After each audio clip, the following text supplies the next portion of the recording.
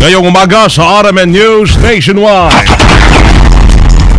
Pangalawang araw ng pagkakaparisa ng operasyon sa Davao International Airport. Isinisi sa kakulangan ng aksyon ng Cebu Pacific.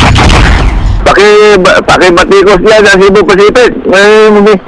Magpadala naman ng matinong tao dito sa Davao na makausap namin.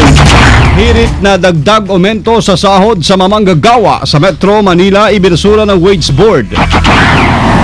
Ang gulo ng bomba sa sumabog na Serendra Condominium isinantabi ng mga otoridad na.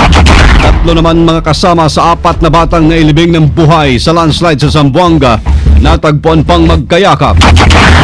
Sa negosyo, alkansya program inilunsad ng SSS para sa mga magsasaka at mangingisda sa Samal Island.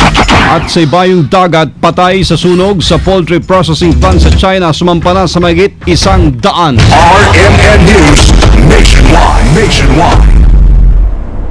Ikaw ba ay tutungo ng Cagayan de Oro? For the best hotel accommodation, stay at the VIP Hotel because you are a VIP. Ang pinakamalaking mga balita, abot sa bawat Pilipino, saan man sa bansa. RMN News Nationwide.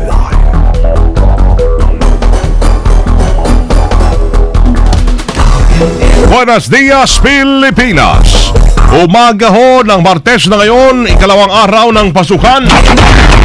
Tuesday, June 4, 2013. Ito po ang numero 1 RMN News Nationwide. Ako si Weng de la Peña. Mabuhay Pilipinas, ako si Buddy Oberas, Typoy Live sa DXBC 693 RMN Butuan, DYHP 612 RMN Cebu, DXMD 648 RMN Malaybalay, DYME 783 RMN Masbate. Live International via www.rmnnews.com at WRMN New York, USA. At sa lahat pa rin ng ating mga numero 1 AM radio station sa buong bayan. Hindi pa rin naaaliso hanggang ngayon ang eroplano ng Cebu Pacific na sumadsad sa runway ng Davao International Airport.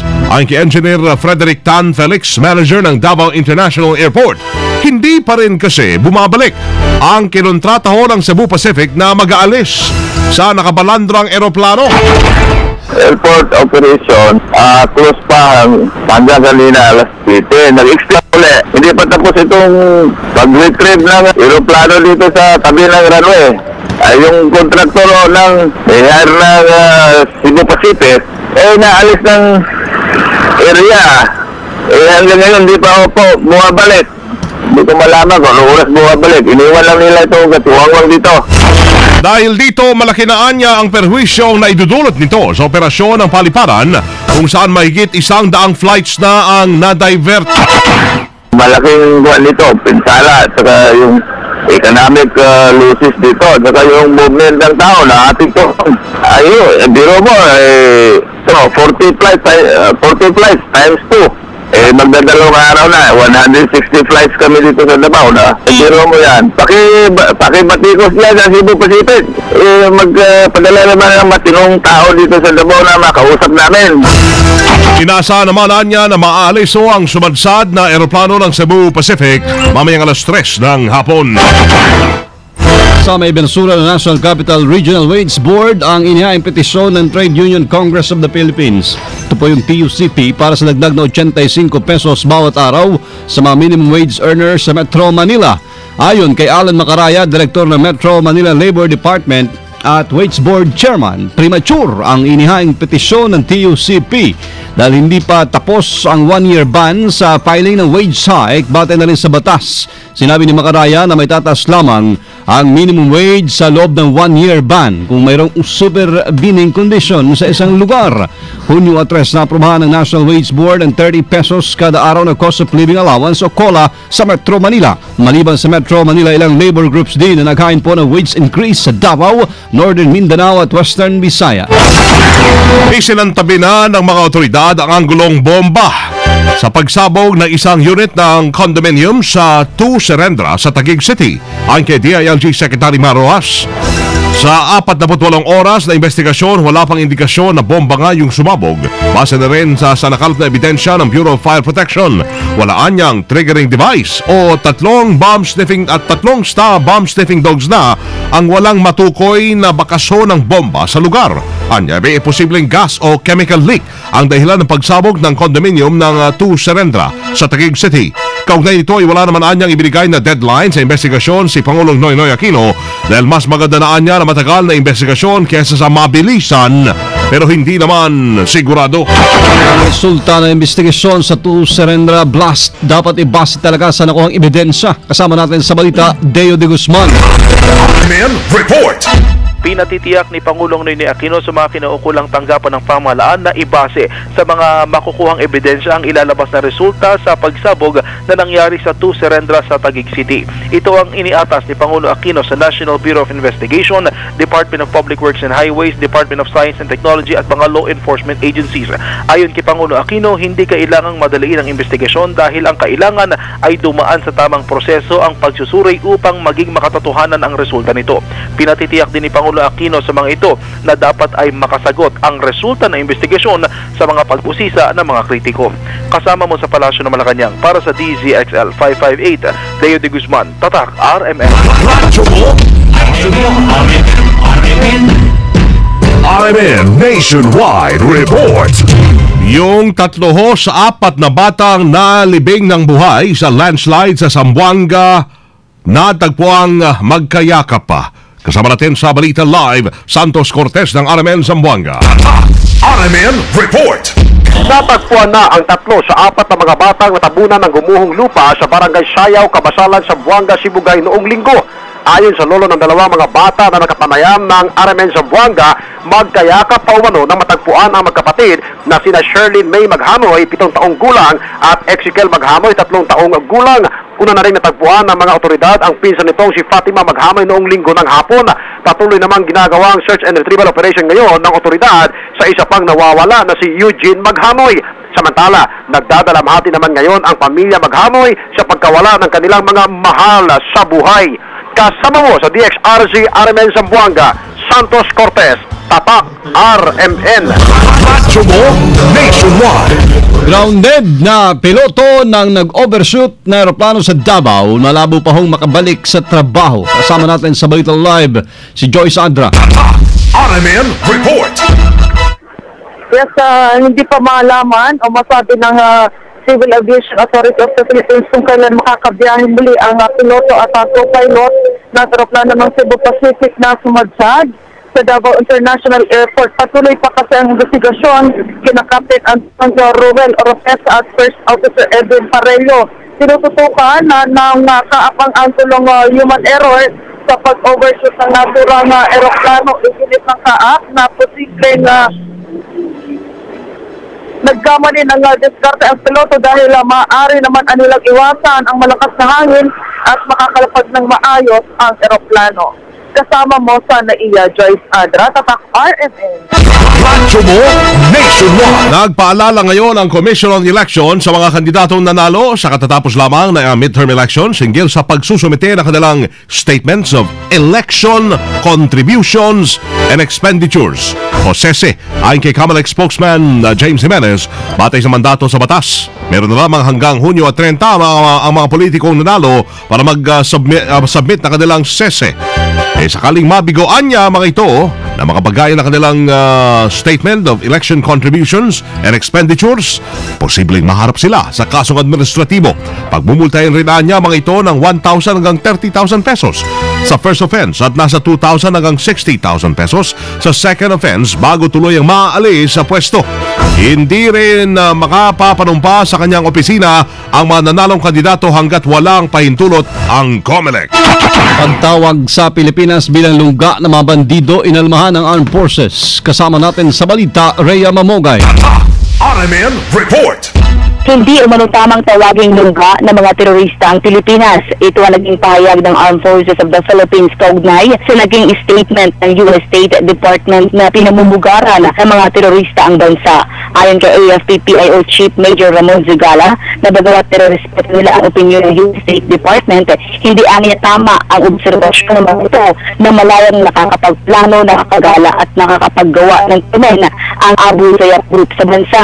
Dahil maging ang AFP umano ay tinutugis din ng grupong ito at patuloy aniya dito ang naganap na engkwentro noong 1,000 kung saan 7 miyembro ng Marine Force Recon ang nasawi sa bakbakan. Habang marami rin aniyang mahulit na patay na leader ng bandidong grupong AFP at PNP sa Sulu Archipelago na patuloy na tuloy ang pagtugis sa mga ito ng tropa ng pamahalaan. Kasama mo sa Campo Aguinaldo, Iya Mamogay, Tatak RMN. Radyo mo nationwide. Balikan natin ang Mindanao. Babaeng nagbebenta ng illegal drugs sa harap ng paaralan natimbog sa Cagayan de Oro City. Kasama natin sa Balita Live, Alwin Saliring ng RMN Cagayan de Oro. RMN Report. Nahuli ng mga otoridad ang isang babaeng nagbebenta ng ipinagbabawal na droga sa harap mismo ng paaralan sa unang araw ng klase. Ang nahuli na kilalang si Kimberly Olivar. Ayon sa mga otoridad, natanggap nila ang impormasyon na may transaksyon umano ang suspect sa harap ng Misamis Oriental General Comprehensive High School, kung kaya't nagsagawa kaagad sila ng entrapment operation. Nagtagumpay naman ang mga pulis at hindi na nakatakas pa ang suspect. Nakuhanan ito ng isang sachet ng shabu na nagkakahalaga umano ng 2,000 pesos. Sa ngayon ay nakakulong ang suspect habang hinahanda na ang kasong isasampal laban dito. Samantala, mas hihigpitan naman ng mga otoridad ang pagbabantay ng mga paaralan upang maiwasan ang pagkakasangkot ng mga estudyante sa mga iligal na mga gawain. Kasama mo sa DXCC Cagayan de Oro, Alvin Saliring, Tatak RMN. Radyo mo nationwide. Ang gobyerno ay pinakikilos laban sa mga peking NGO. Kasama natin sa balita, Grace Mariano. RMN Report. Iginiit ni Senator Alan Peter Cayetano sa pamahalaan at sa kanyang kapwa mga mambabatas na umaksyon laban sa mga peking NGO o non-government organization. Ayon kay Cayetano, dapat maging alerto ang mga kinaukulang ahensya ng gobyerno laban sa mga peking NGO na rumarakit lang para makakubra ng Priority Development Assistance Fund o PDAF ng mga mambabatas at pondo ng pamahalaan para sa mga infrastructure projects. Ang mensahe ni Cayetano ay kasunod ng pag-blacklist ng Commission on Audit o COA sa Pangkabuhayan Foundation Incorporated na natuklasang gumagamit ng mga peke o palsifikadong dokumento para makakubra mula sa PDAF ng ilang mga senador na umabot na sa halagang 161.9 million pesos. Katwiran ni Cayetano, hindi dapat mapakinabangan ng mga sindikatong NGO ang pera ng bayan na makabubuting ilaan para tulungan ng mga komunidad, gamitin sa paglikha ng trabaho at ipagkaloob sa mga mahihirap sa buong bansa. Kaugnay nito, hinikayat ni Cayetano ang mga mambabatas na nabiktima ng ganitong klase ng panloloko na maghain ng kaso laban sa mga balasubos na kontraktor upang hindi na magamit pa ang mga ito sa pangungurakot mula sa kabanang bayan. Pakiusap ni Cayetano sa COA naman magsagawa ng malaliman o mas mahigpit pang pagsusuri sa record ng mga NGO na nabibiyayaan ng alokasyon mula sa PDAF ng mga senador at kongresista upang matiyak na ang naturang salapi ay nagagamit ng tama at walang irregularidad. Kasama mo sa Senado, Grace Mariano, Tatak RMN. Radyo mo nationwide. Kinumpirma mismo ni Pangulong Noynoy Aquino na inalok niya ng posisyon sa kabinete sina Senators Pantilo Lacson at Kiko Pangilinan. Gayunman ay tumanggi na ang Pangulo na magbigay pa ng karagdagang detalye rito. Ayon sa Pangulo, kailangang hinog na ito bago ibigay ang detalye. Sinabi ni Pinoy dahil sa may kasunduan sila ng dalawang senador, ngunit kinakailangan na specifics para maliwanag ang terms of engagement. Nga ba na magtatapos na sa Hunyo ang termino na sa Senado ni Lacson at Pangilinan. Mga kasama mismo si Paulong Noynoy Aquino ang nag-endorso kay House Speaker Sonny Belmonte sa mga kongresista para manatili sa speakership. Binigyan din ng Pangulo ang aktibong papel ni Belmonte sa pagsulong para may sa batas po reproductive health at sin tax laws. Ginawa yan ng Pangulo sa kanyang luncheon meeting sa mananalong kongresista at kapartido kasabay ng hirit na suportahan ang kanyang reform agenda hanggang matapos po ang termino sa 2016. Ang meeting ay dinaluhan ng 80 hanggang 90 ng mga kongresista at tumagal ng 2.5 oras. Umapila ang Chief Executive ng suporta sa kanyang agenda para sa 3 natitirang taon. Nakiusap din si Pinoy sa mga kongresista na magkaisa at magtulong-tulong para sa pagsusulong ng mga reforma nga sa gobyerno. RMN News, Negosyo. Mga kasama, inilunsad po ng SSS Social Security System yung kanilang Alkansya program para matulungan ang mga magsaka at mamangisda sa Samal Island. Sa ilalim po ng Alkansya program, hindi na kailangan magpunta ng mga miyembro ng SSS sa mga opisina para doon magbayad ng premium dahil mismong ang mga tauhan ng ahensya magtutungo sa mga baryo para mangolekta. Nabatid na 55 mula sa 200 members ng San Remigio Agrarian Reform Beneficiaries Multipurpose Cooperative o SARBEMCO ang kasalukuyang miyembro ng SSS, habang 43 naman sa 122 member ng San Remigio Fisher Folks Cooperative o SARFISCO. Umabot lamang sa 312 pesos na nalang binabayaran ng contribution kada buwan base sa 3,000 piso na buwan ng sahod. Nilinaw ng SSS na sa pamamagitan ng pagtatabi ng 10 piso hanggang 12 piso kada araw, maaari na po nilang makompleto ang pangbayad ng kanilang monthly contribution. RMN News Abroad. Sa China, umakyat na sa 119 ang kumpirmadong patay habang 54 naman ang sugatan sa naganap na sunog sa poultry processing plant sa bayan ng Mijazi sa Jilin. Sa inisyal na investigasyon, 3 magkasunod na pagsabog ang narinig ng mga trabahador. Bago sumiklab yung sunog, hinala ng Hijian Provincial Fire Department posibleng ammonia leak ang sanhi ng apoy. Mahigit 300 manggagawa ang nasa loob ng planta nang mangyari ang insidente. Makakasama live na live pa rin mula ho dito sa RMN News Center sa Makati City, Metro Manila, Philippines. Inyo pong narinig ang numero 1 RMN News Nationwide. Ngayong Martes, Hunyo 4, 2013 na tayo. Sa mga taga Davao, I mean, stranded pa dyan yung aeroplano. talagang magpadala na kayo ng matinong-tino daw ng mga crew doon at opisyales, Cebu Pacific. Susunod po si Bernard Pantaleon at si Maisel Meral sa RMN News Diretso, Balitang Davao sa numero 1 DXDC 621.